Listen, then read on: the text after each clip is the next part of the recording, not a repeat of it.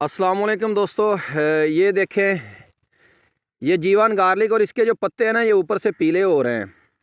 तो इनके लिए मैं मेडिसन बताने लगा हूँ आपको। एक तो सबसे पहले आप ये करें कि सर्दी का मौसम है, दिसंबर का महीना चल रहा है, इसको NPK 2020 और अमाइनो एसिड वो जो है ना वो मिला के आप हर हफ्ते हर 7 दिन बाद इसको लाजमी स्प्रे करें।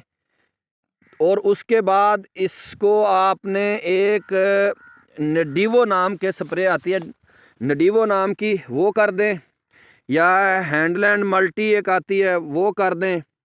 इनमें से कोई भी स्प्रे जो आपको मिलती है ना, वो आप स्प्रे करें तो इंशाल्लाह ताला ये ठीक हो जाएंगे। लेकिन NPK 2020 और अमाइनो एसिड जो है ना, वो आपने नहीं भूलना। आप हर हफ्ते इसको लाजमी स्प्रे करें और इंशाल्लाह ताला इस बीमारी से जो है ना निजात मिलेगी और पौधे भी सेहतमंद रहेंगे। Ibrar agriculture farm, Okara.